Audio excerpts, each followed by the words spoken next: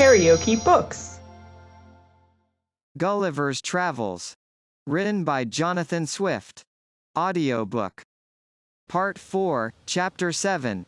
The author's great love of his native country. His master's observations upon the constitution and administration of England, as described by the author, with parallel cases and comparisons. His master's observations upon human nature. The reader may be disposed to wonder how I could prevail on myself to give so free a representation of my own species, among a race of mortals who are already too apt to conceive the vilest opinion of humankind, from that entire congruity between me and their yahoos. But I must freely confess, that the many virtues of those excellent quadrupeds, placed in opposite view to human corruptions, had so far opened my eyes and enlarged my understanding, that I began to view the actions and passions of man in a very different light, and to think the honor of my own kind not worth managing. Which, besides, it was impossible for me to do, before a person of so acute a judgment as my master, who daily convinced me of 1,000 faults in myself, whereof I had not the least perception before, and which, with us, would never be numbered even among human infirmities. I had likewise learned, from his example, an utter detestation of all falsehood or disguise, and truth appeared so amiable to me, that I determined upon sacrificing everything to it. Let me deal so candidly with the reader as to confess that there was yet a much stronger motive for the freedom I took in my representation of things. I had not yet been a year in this country before I contracted such a love and veneration for the inhabitants, that I entered on a firm resolution never to return to humankind, but to pass the rest of my life among these admirable Houyhnhnms, in the contemplation and practice of every virtue, where I could have no example or incitement to vice. But it was decreed by fortune, my perpetual enemy, that so great a felicity should not fall to my share. However, it is now some comfort to reflect, that in what I said of my countrymen, I extenuated their faults as much as I durst before so strict an examiner, and upon every article gave as favourable a turn as the matter would bear. For, indeed, who is there alive that will not be swayed by his bias and partiality to the place of his birth? I have related the substance of several conversations I had with my master during the greatest part of the time I had the honour to be in his service, but have, indeed, for brevity's sake, omitted much more than is here set down. When I had answered all his questions, and his curiosity seemed to be fully satisfied, he sent for me one morning early, and commanded me to sit down at some distance, an honor which he had never before conferred upon me. He said he had been very seriously considering my whole story, as far as it related both to myself and my country, that he looked upon us as a sort of animals, to whose share, by what accident he could not conjecture, some small pittance of reason had fallen, whereof we made no other use than by its assistance to aggravate our natural corruptions, and to acquire new ones, which nature had not given us, that we disarmed ourselves of the few abilities she had bestowed, had been very successful in multiplying our original wants, and seemed to spend our whole lives in vain endeavours to supply them by our own inventions, that, as to myself, it was manifest I had neither the strength nor agility of a common yahoo, that I walked infirmly on my hinder feet, had found out a contrivance to make my claws of no use or defence, and to remove the hair from my chin, which was intended as a shelter from the sun and the weather. Lastly, that I could neither run with speed, nor climb trees like my brethren, as he called them, that our institutions of government and law were plainly owing to our gross defects in reason, and by consequence in virtue, because reason alone is sufficient to govern a rational creature, which was, therefore, a character we had no pretence to challenge, even from the account I had given of my own people, although he manifestly perceived, that, in order to favour them, I had concealed many particulars, and often said the thing which was not. He was the more confirmed in this opinion, because, he observed, that as I agreed in every feature of my body with other yahoos, except where it was to my real disadvantage in point of strength, speed, and activity, the shortness of my claws, and some other particulars where nature had no part, So from the representation I had given him of our lives, our manners, and our actions, he found as near a resemblance in the disposition of our minds. He said, the Yahoos were known to hate one another, more than they did any different species of animals, and the reason usually assigned was, the odiousness of their own shapes, which all could see in the rest, but not in themselves. He had therefore begun to think it not unwise in us to cover our bodies, and by that invention conceal many of our deformities from each other, which would else be hardly supportable. But he now found he had been mistaken, and that the dissensions of those brutes in his country were owing to the same cause with ours, as I had described them. For if, said he, you throw among 5 Yahoos as much food as would be sufficient for 50, they will, instead of eating peaceably, fall together by the ears, each single one impatient to have all to itself, and therefore a servant was usually employed to stand by while they were feeding abroad, and those kept at home were tied at a distance from each other. That if a cow died of age or accident, before a Houyhnhnm could secure it for his own Yahoos, those in the neighborhood would come in herds to seize it, and then would ensue such a battle as I had described, with terrible wounds made by their claws on both sides, although they seldom were able to kill one another, for want of such convenient instruments of death as we had invented. At other times, the like battles have been fought between the Yahoos of several neighborhoods, without any visible cause, those of one district watching all opportunities to surprise the next, before they are prepared. But if they find their project has miscarried, they return home, and, for want of enemies, engage in what I call a civil war among themselves. That in some fields of his country there are certain shining stones of several colors, whereof the Yahoos are violently fond, and when part of these stones is fixed in the earth, as it sometimes happens, they will dig with their claws for whole days to get them out, then carry them away, and hide them by heaps in their kennels, but still looking round with great caution, for fear their comrades should find out their treasure. My master said, he could never discover the reason of this unnatural appetite, or how these stones could be of any use to a Yahoo, but now he believed it might proceed from the same principle of avarice which I had ascribed to mankind. That he had once, by way of experiment, privately removed a heap of these stones from the place where one of his Yahoos had buried it,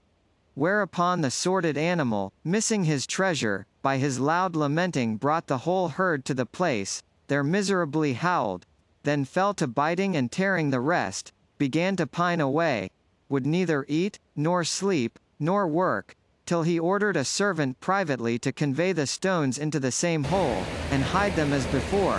which, when his Yahoo had found, he presently recovered his spirits and good humor, but took good care to remove them to a better hiding place, and has ever since been a very serviceable brute. My master further assured me, which I also observed myself, that in the fields where the shining stones abound, the fiercest and most frequent battles are fought, occasioned by perpetual inroads of the neighboring Yahoos. He said, it was common, when 2 Yahoos discovered such a stone in a field, and were contending which of them should be the proprietor, a third would take the advantage, and carry it away from them both, which my master would needs contend to have some kind of resemblance with our suits at law, wherein I thought it for our credit not to undeceive him, since the decision he mentioned was much more equitable than many decrees among us,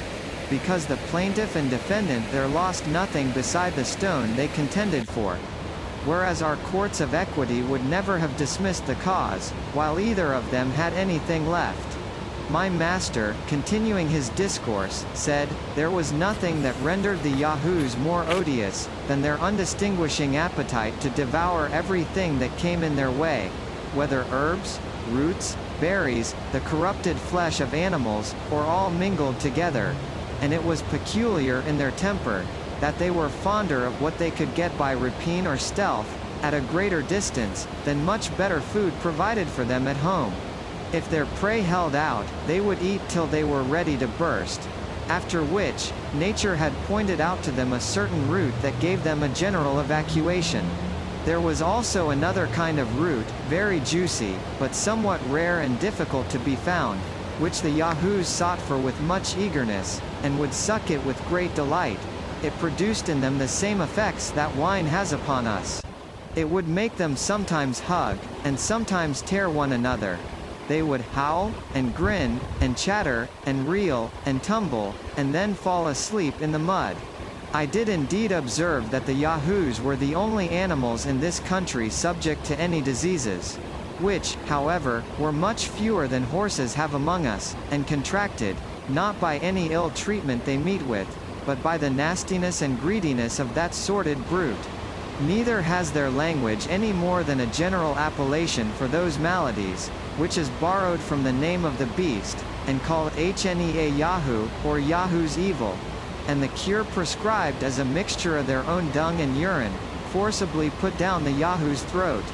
This I have since often known to have been taken with success, and do here freely recommend it to my countrymen for the public good, as an admirable specific against all diseases produced by repletion. As to learning, government, arts, manufactures, and the like, my master confessed, he could find little or no resemblance between the Yahoos of that country and those in ours. For he only meant to observe what parity there was in our natures. He had heard, indeed, some curious Houyhnhnms observe, that in most herds there was a sort of ruling Yahoo, as among us there is generally some leading or principal stag in a park, who was always more deformed in body, and mischievous in disposition, than any of the rest, that this leader had usually a favourite as like himself as he could get, whose employment was to lick his master's feet and posteriors, and drive the female Yahoos to his kennel, for which he was now and then rewarded with a piece of ass's flesh. This favourite is hated by the whole herd, and therefore, to protect himself, keeps always near the person of his leader. He usually continues in office till a worse can be found, but the very moment he is discarded, his successor, at the head of all the Yahoos in that district, young and old, male and female, come in a body, and discharge their excrements upon him from head to foot. But how far this might be applicable to our courts, and favourites, and ministers of state, my master said I could best determine. I durst make no return to this malicious insinuation, which debased human understanding below the sagacity of a common hound, who has judgment enough to distinguish and follow the cry of the ablest dog in the pack, without being ever mistaken. My master told me, there were some qualities remarkable in the Yahoos, which he had not observed me to mention, or at least very slightly, in the accounts I had given of humankind. He said, those animals, like other brutes, had their females in common, but in this they differed, that the she-Yahoo would admit the males while she was pregnant, and that the hes would quarrel and fight with the females, as fiercely as with each other, both which practices were such degrees of infamous brutality, as no other sensitive creature ever arrived at. Another thing he wondered at in the Yahoos, was their strange disposition to nastiness and dirt, whereas there appears to be a natural love of cleanliness in all other animals. As to the two former accusations, I was glad to let them pass without any reply, because I had not a word to offer upon them in defence of my species, which otherwise I certainly had done from my own inclinations. But I could have easily vindicated humankind from the imputation of singularity upon the last article, if there had been any swine in that country, as unluckily for me there were not, which, although it may be a sweeter quadruped than a Yahoo, cannot, I humbly conceive, in justice, pretend to more cleanliness, and so his honour himself must have owned, if he had seen their filthy way of feeding, and their custom of wallowing and sleeping in the mud. My master likewise mentioned another quality which his servants had discovered in several Yahoos, and to him was wholly unaccountable. He said, a fancy would sometimes take a Yahoo to retire into a corner, to lie down, and howl, and groan, and spurn away all that came near him, although he were young and fat, wanted neither food nor water, nor did the servant imagine what could possibly ail him. And the only remedy they found was, to set him to hard work, after which he would infallibly come to himself.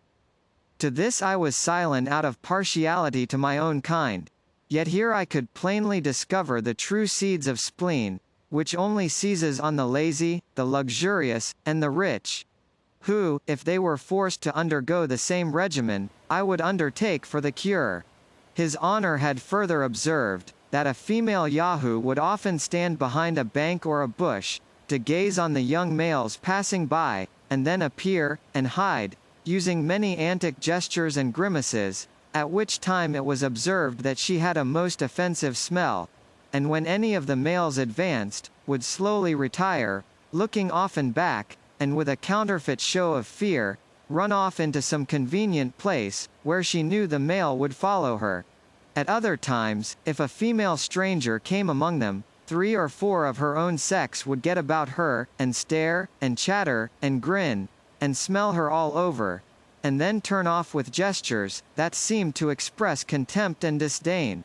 Perhaps my master might refine a little in these speculations, which he had drawn from what he observed himself, or had been told him by others. However, I could not reflect without some amazement, and much sorrow, that the rudiments of lewdness, coquetry, censure, and scandal, should have place by instinct in womankind. I expected every moment that my master would accuse the Yahoos of those unnatural appetites in both sexes, so common among us. But nature, it seems, has not been so expert a schoolmistress, and these politer pleasures are entirely the productions of art and reason on our side of the globe. KaraokeBooks.